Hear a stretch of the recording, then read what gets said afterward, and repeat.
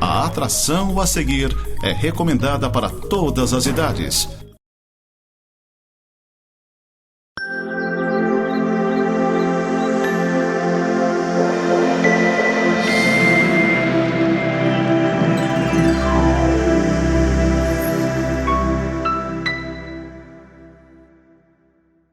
Olá, seja bem-vindo ao programa Semeando para a Vida Eterna.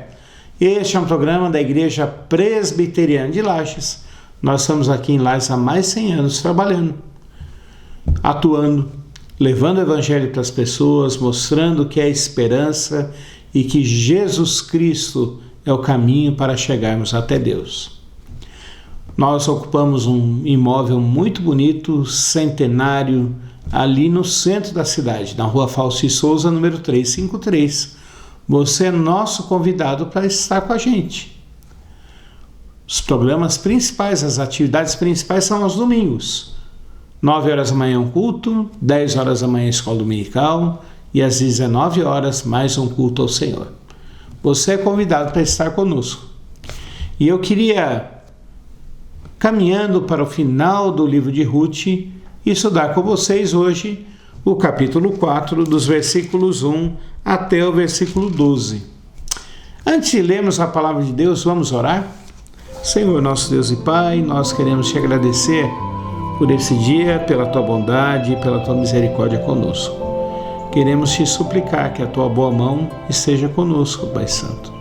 Que o Senhor nos inspire e nos ilumine com o teu Santo Espírito, Pai, para que nós possamos meditar na tua palavra, guardar a tua palavra no nosso coração e vivemos a tua palavra, Pai.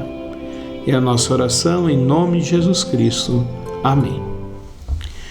Nós vimos que no programa anterior que Noemi queria arrumar um casamento para Ruth, mas ela não queria arrumar assim aquele casamento do jeito que Deus manda. Ela queria arrumar logo de cara uma união para Ruth, para que Ruth fosse restaurada. Vimos há 2 programas atrás que Noemi falou: olha, só vá atrás de Boaz quando ele já tiver bebido, quando ele estiver meio alto. Vimos no programa passado que Ruth seguiu os conselhos da sua sogra. Foi atrás de Boaz, mas Boaz, um homem temente a Deus, falou que não iria cometer nada contra Ruth, porque ele amava a Deus e temia a Deus, e ele faria tudo do jeito certo. Hoje nós vamos ver como era o jeito certo para a restauração de Ruth. Por que é importante a gente pensar nisso? Eu abordei nesses 2 últimos programas que o ser humano é especialista em dar jeitinhos. A gente ama fazer as coisas do jeito mais fácil. A gente ama fazer as coisas do jeito mais corrido. E a gente pensa que resolve, mas na realidade só traz problema. Eu trabalho no meio industrial também, e na indústria a gente chama esses jeitinhos de gambiarra. O que é gambiarra? O pessoal da manutenção vai lá e faz uma adaptação, né? Para que uma peça funcione num lugar que não era para funcionar. Às vezes fica bom, mas 99% das vezes traz problemas. E Boaz era um homem que amava a Deus e respeitava muito a Ruth. Nós vimos que em pelo menos 2 momentos de conversa com Ruth, ele fala que ela era uma mulher que temia a Deus, uma mulher que amava a Deus, que ela era uma mulher virtuosa. E quando a gente começa a pensar nisso, a gente vê que Boaz não tinha pressa, mas ele queria fazer do melhor jeito, da maneira correta. E é sobre isso que nós vamos ler aqui agora. Diz assim a palavra de Deus em Ruth, capítulo 4, dos versículos 1 ao 12. Boaz subiu à porta da cidade e assentou-se ali. Eis que o resgatador de que Boaz havia falado ia passando. Então lhe disse: ó fulano, chega-te para aqui e assenta-te. Ele se virou e se assentou. Então Boaz tomou 10 homens dos anciãos da cidade e disse: assentai-vos aqui. E assentaram-se. Disse ao resgatador: aquela parte da terra que foi de Elimeleque, nosso irmão, Noemi, que tornou da terra dos Moabitas e a tem para venda. Resolvi, pois, informar-te disso e dizer-te: compra na presença destes que estão sentados aqui e na de meu povo, se queres resgatá-lo. Resgata, se não, declara-mo, para que eu saiba, pois outro não há senão tu que a resgataste, e eu depois de ti. Respondeu ele: e eu a resgatarei. Disse, porém, Boaz: no dia em que tomares a terra da mão de Noemi, também a tomarás da mão de Rute, a Moabita, já viúva, para suscitar o nome do esposo falecido sobre a herança dele. Então disse o resgatador: para mim não a poderei resgatar, para que não prejudique a minha. Redime tu o que me cumpria resgatar, porque eu não poderei fazê-lo. Este era outrora o costume em Israel. Quanto a resgates e permutas, o que queria confirmar qualquer negócio, tirava o calçado e o dava a seu parceiro. Assim se confirmava negócio em Israel. Disse, pois, o resgatador a Boaz: compra tu, e tirou o calçado. Então Boaz disse aos anciãos e a todo o povo: sois hoje testemunhas de que comprei da mão de Noemi tudo que pertencia a Elimeleque, a Quilion e a Malom. E também tomo por mulher Rute, a Moabita, que foi esposa de Malom, para suscitar o nome deste sobre a sua herança, para que este nome não seja exterminado dentre seus irmãos, e da porta da sua cidade. Disto, pois, hoje testemunhas.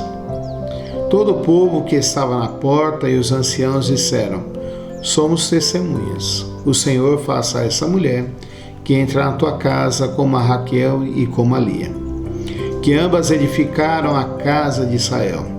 E tu, Boaz, há-te valorosamente em Efrata, e faze-te nome afamado em Belém.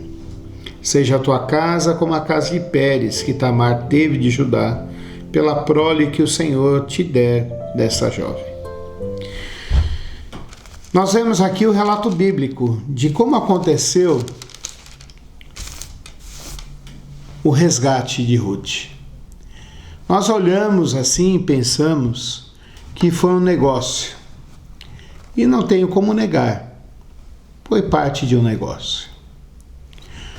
A gente vê em Deuteronômio, vê em Levítico, uma lei que Deus colocou chamada Lei do Levirato, que foi inspirada lá em Gênesis, quando Tamar, seu marido, morre, seu cunhado não quer dar descendência para ela, e quem acaba fazendo isso é o seu sogro. Olhamos assim e falamos: mas tudo isso é esquisito. Sim, é esquisito. Reconheço. Mas a gente precisa pensar em duas coisas. Primeiro, nós precisamos pensar que a terra pertencia a uma família, não pertencia a uma pessoa. Nós não temos mais isso no direito moderno. Não temos mais isso no direito moderno. Hoje, no direito moderno, pertence a várias pessoas e não a uma família só. Pastor, como assim? Eu vou dar um exemplo. Meus pais já faleceram. Se eles tivessem me deixado imóveis, esses imóveis não pertenciam à família Bonelli, mas eles pertenceriam à minha irmã e a mim, que somos os dois filhos. Mas já pertenceriam a pessoas que, por consequência, poderiam pertencer aos filhos da minha irmã e aos meus filhos. E assim seria. Mas não seria mais a família Bonelli. Na Bíblia, em Israel antigo, a terra pertencia a uma família e era perpétuo. Você poderia perder um terreno, um imóvel, ou por 7 anos, ou no máximo por 49 anos. Mas depois voltaria para você. O valor da terra era justamente o quão distante estaria do ano da redenção, do ano do jubileu, que voltaria para a família a quem pertencia.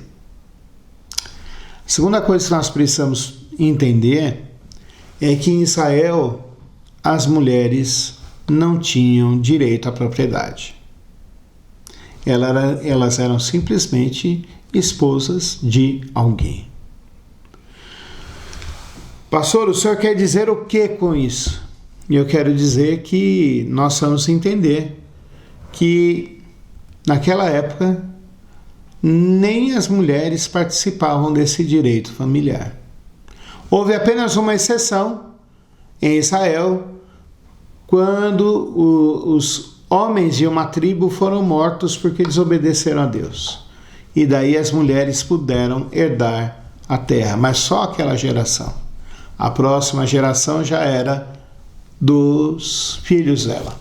Um outro pano de fundo que a gente tem e precisa entender, uma outra parte desse pano de fundo, é que não havia, naquela época também, emprego para as mulheres. As mulheres deveriam ficar em casa.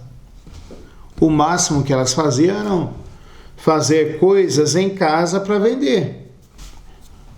Provérbios 31 fala sobre isso. Bom, tudo isso ajuda a gente a parar e pensar sobre a vida de Ruth e Noemi e por que Noemi queria tanto que Ruth se casasse de novo. Ruth teria de novo uma identidade. Ruth teria de novo seus plenos direitos. Ruth teria de novo alguém para cuidar dela e ela cuidar de alguém. É por isso que Ruth vai atrás de Boaz. E Boaz, como nós vimos no último programa, falou: enquanto eu não tiver uma resposta, eu não vou sossegar. Ele vai e faz tudo o que a lei manda, a lei do levirato manda. A lei do levirato falava: olha, você precisa reunir os juízes da cidade. Ele vai lá e chama os 10 anciãos. Os juízes em Israel eram as pessoas mais velhas. Ele chama os 10 mais velhos.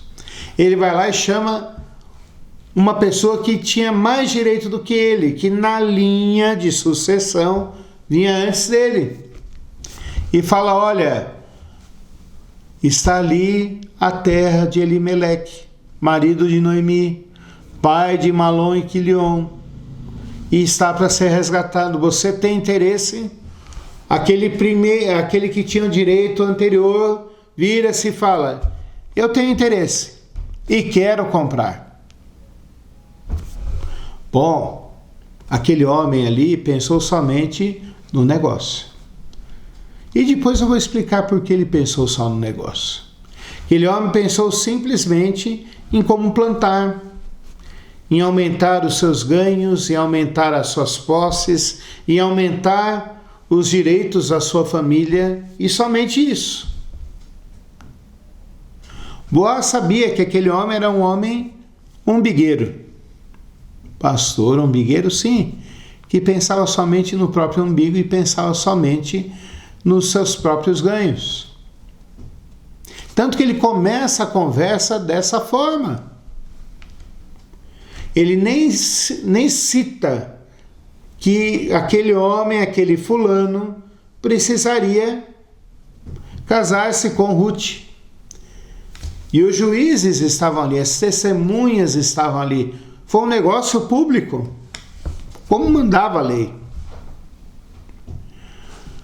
Depois do fulano, do primeiro da sucessão, demonstrar interesse, ele fala: mas tem uma coisa, você vai ter que se casar também com Ruth. Ruth já tinha demonstrado no dia a dia que ela era uma mulher de Deus. Ruth já tinha demonstrado que ela era uma mulher que amava a sua sogra e cuidaria da sua sogra. Ruth já havia demonstrado que era uma mulher de confiança, uma mulher que respeitava a lei de Deus. Ruth já tinha demonstrado que era uma mulher submissa. Como assim, pastor, submissa? Que ela respeitaria as leis que estavam sendo colocadas. Mas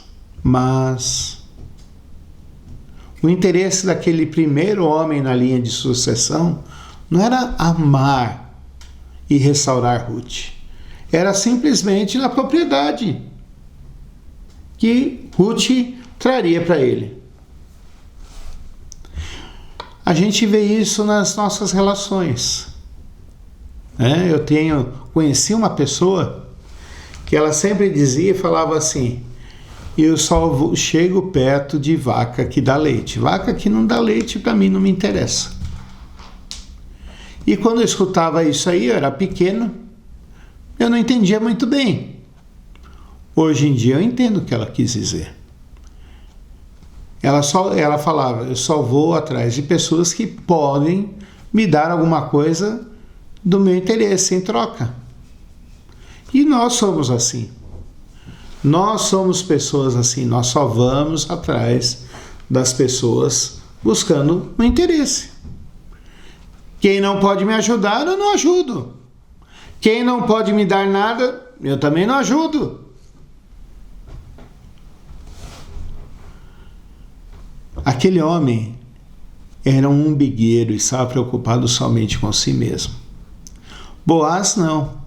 Desde o início a gente vê da história de Ruth, do livro de Ruth, como é colocado, a gente vê Boaz como um homem que amava a Deus e temia a Deus. Ele ajudando Ruth porque ela demonstrava amor pela sua sogra. Ele ajudava Ruth porque ele temia Deus e Deus falava que ele tinha que ajudar aos necessitados, aos órfãos e às viúvas. E agora ele fala: bom, se você não quer se casar com Ruth, e é isso que o primeiro da sucessão fala, eu não quero me casar com ela porque vai me trazer problemas.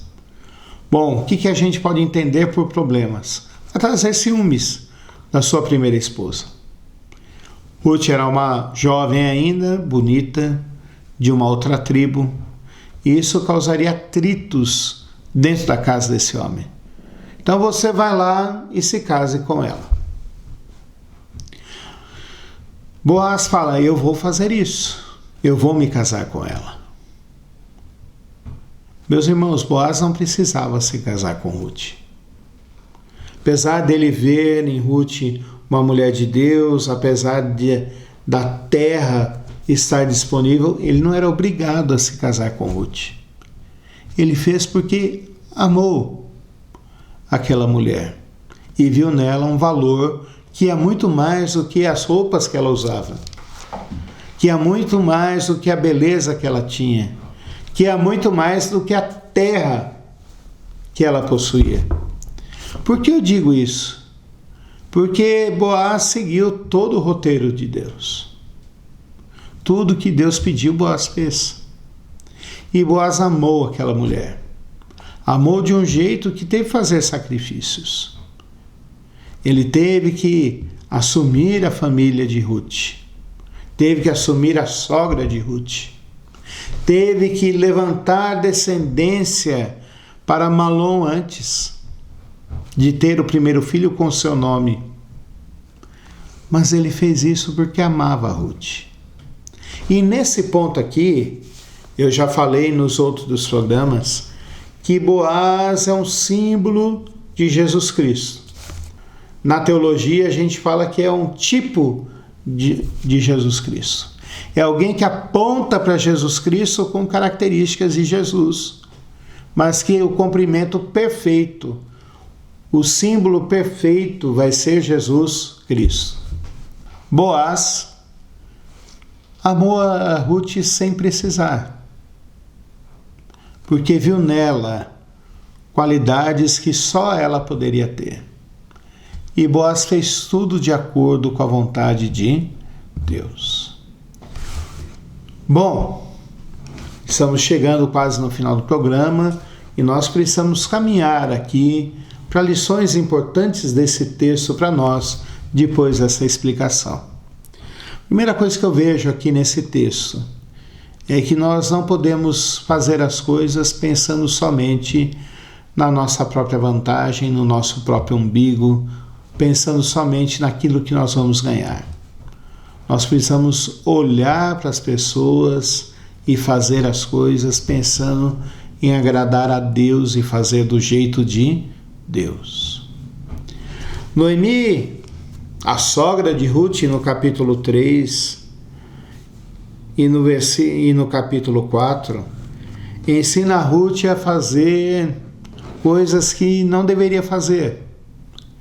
Mas Boaz ama fazer as coisas do jeito certo que Deus quer. Então, ele faz as coisas do jeito correto. Isso é bênção de Deus. Nós precisamos parar de querer fazer as nossas gambiarras, fazer as coisas do nosso jeito. Nós precisamos fazer as coisas do jeito certo que Deus quer, que Deus ama, que Deus determinou para nós. Segunda lição que eu tiro desse texto para a minha vida e para a sua vida é que eu não posso viver do jeito que eu quero, mas há um jeito melhor para eu viver. Um jeito que venha me trazer bênçãos para todo sempre. É isso que o capítulo 12 termina falando aqui. Seja a tua casa como a casa de Pérez, que Tamar teve de Judá, pela prole que o Senhor te der dessa jovem. Há bênçãos em servirmos a Deus e fazermos as coisas do jeito que Deus quer. Nós vamos ver no próximo programa que Jesus Cristo descende de Ruth e Boaz. Olha só que bênção. Jesus Cristo é um dos descendentes de Ruth e Boaz. Terceira lição que eu tiro desse texto é que nós não precisamos fazer as coisas escondidas, mas quando nós estamos fazendo as coisas corretas, nós precisamos fazer elas em público, para que todo mundo veja e que haja testemunho, e que as pessoas possam olhar e falar assim: vale a pena servir a esse Deus, vale a pena seguir o exemplo dessa pessoa. Quando a gente faz as coisas muito em secreto, sempre dá a impressão que nós estamos fazendo alguma coisa errada. Eu não posso deixar ninguém descobrir isso porque é segredo. Não. Nossa vida é pública e nós vamos entender isso. Eu queria orar com você nesse momento. Senhor nosso Deus e Pai, nós queremos te implorar e te suplicar que o Senhor nos ensine a viver de acordo com a tua vontade e a fazermos a coisa correta, Pai Santo. Pois há bênçãos derramadas sobre nós nesse dia, Pai. O Senhor abençoe as pessoas que estão ouvindo esse programa, abençoa suas famílias, abençoa a nossa cidade, abençoa o nosso estado e o nosso país. É a nossa oração em nome de Jesus Cristo. Amém. Que Deus te abençoe e até o próximo programa. Fique com a programação da Nova Era TV.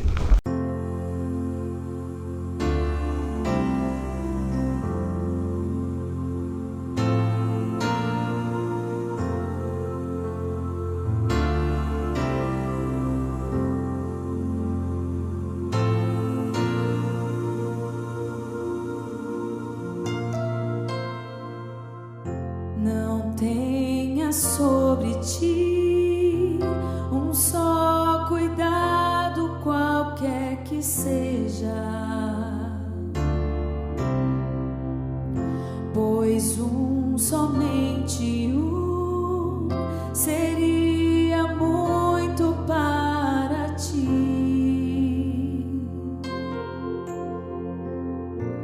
É meu, somente meu, todo trabalho,